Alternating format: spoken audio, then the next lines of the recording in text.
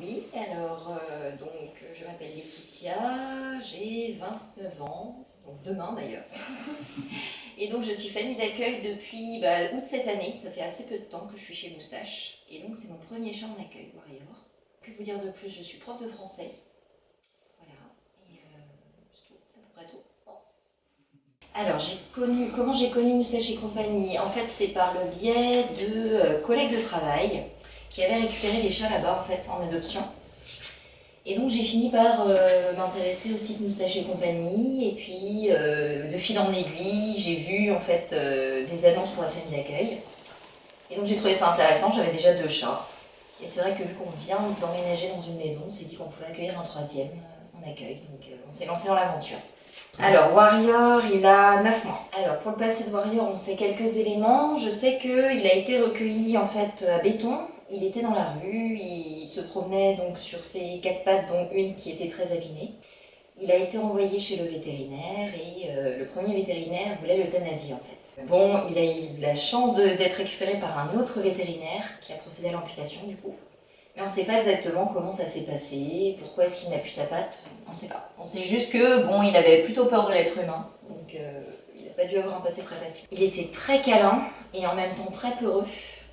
Il venait sur nous, c'était vraiment lui qui venait qui demandait les câlins. Par contre, si on voulait s'approcher alors qu'il n'avait pas demandé, c'était compliqué. D'accord. Les principales motivations, c'est pas vraiment des motivations à titre personnel, c'est surtout que l'association propose un chat. Donc je m'étais proposée en tant que famille d'accueil à la base pour une petite minette qui était sur le site. Et finalement cette chatte-là a été prise par quelqu'un d'autre. Et donc on m'a proposé Warrior parce qu'il venait juste de sortir d'une hospitalisation, qu'il avait besoin d'un peu d'attention. Avec elle, avec un de mes chats ça se passe très bien, avec l'autre beaucoup moins. C'est un peu de bagarre. Alors peut-être le fait que ce soit 2 mâles, alors il y a peut-être des histoires de territoire, et puis bon, lui est très attaché à moi aussi. Donc il y a peut-être un petit peu de jalousie, mais ça va de mieux en mieux quand même. Le rythme pour eux marcher, c'était pas si délicat que ça, en fait, il nous a étonnés. Dès le début, il était avec une collerette, et il se débrouillait déjà pas mal.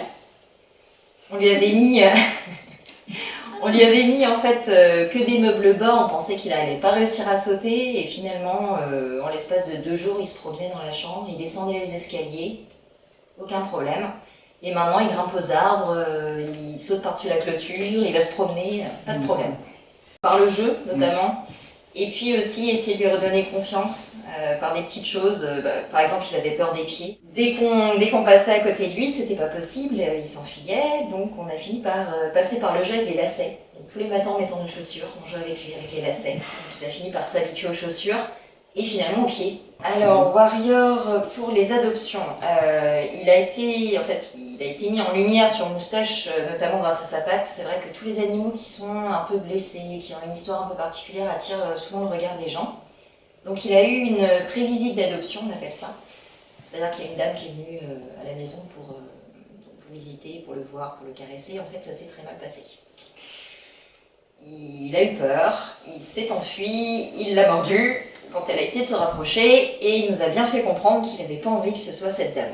Donc, comme quoi, parfois, les animaux ressentent bien. Et il s'est avéré en fait que c'était une dame qui était en appartement. Et lui, il veut sortir, et je pense que si elle l'avait pris, effectivement, ça aurait pu poser problème.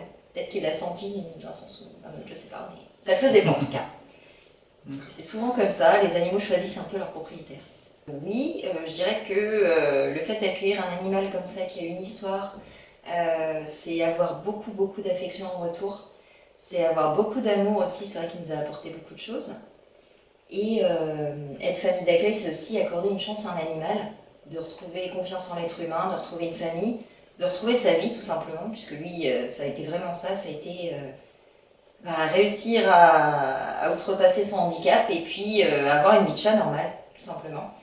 Et donc nous on espère aussi les sociabiliser, les rendre les plus doux possibles pour qu'ils puissent retrouver une famille derrière. Et c'est vrai que généralement les gens qui adoptent chez Moustache nous font un retour très positif, nous disent que voilà, ce sont des chats qui sont proches de l'humain, qui n'ont pas beaucoup de défauts finalement, qu'on a bien éduqués. Et on sait aussi sur quel chat on tombe, c'est-à-dire qu'on passe beaucoup de temps à remplir des fiches pour le caractère, et ça c'est important parce que bon, certaines personnes ont besoin de chats indépendants. Certaines personnes ont besoin de chaque câlin, et ça on le sait dès le départ. Et c'est vrai, quand on achète un animal, et ben ça on le sait pas. On ne sait pas s'il va s'adapter au chat, on ne sait pas s'il va s'adapter aux autres animaux ou aux enfants, tout simplement. Alors que des chiens en famille d'accueil, ben on sait déjà comment ça va se passer en principe. Au niveau de la séparation, oui, on a de l'appréhension, c'est vrai qu'on s'est attaché à lui. Après, surtout que c'est notre premier, nous, en tant que famille d'accueil, donc bon, c'était notre premier chat. Et puis le fait qu'il soit arrivé extrêmement maigre, dans un très mauvais état et qu'on l'ait remplumé, finalement aussi, ça fait un attachement particulier. Donc on a un peu peur. Et en même temps, s'il pouvait trouver une famille qui vraiment l'accueille dans de bonnes conditions, où on soit sûr que ça se passe bien, on serait super content pour lui. Au moins on serait sûr qu'il a déposé ses valises et tout ira bien. Et ça c'est vraiment super. Vous avez là-bas ma grosse ratatouille, qui est au régime en ce moment, qui a 10 ans, donc qui a vécu la vie en appartement dans un premier temps, puis depuis peu de temps la vie en maison et qui se plaît bien ici. Et vous avez là-haut, vous le verrez peut-être descendre, Scooby-Doo, donc un bicolore mais noir et blanc cette fois-ci, et qui est un peu peureux on va dire, je ne sais pas s'il descendra, si vous avez la chance qu'il descende, ça sera super, qui a 10 ans aussi. Je les ai récupérés tous les deux en fait. Oui, d'accord. Et Scooby-Doo, le noir et blanc, je l'ai biberonné puisque je l'ai récupéré dans une ferme où il avait été abandonné par sa maman et le monsieur m'avait dit de toute façon, si vous ne le prenez pas, il sera tué demain, le truc habituel. Ah oui. Donc je l'ai récupéré, il tenait dans la main, il avait à peine un mois, et biberon, et si vous avez la chance de le voir, vous verrez qu'il a bien grandi depuis.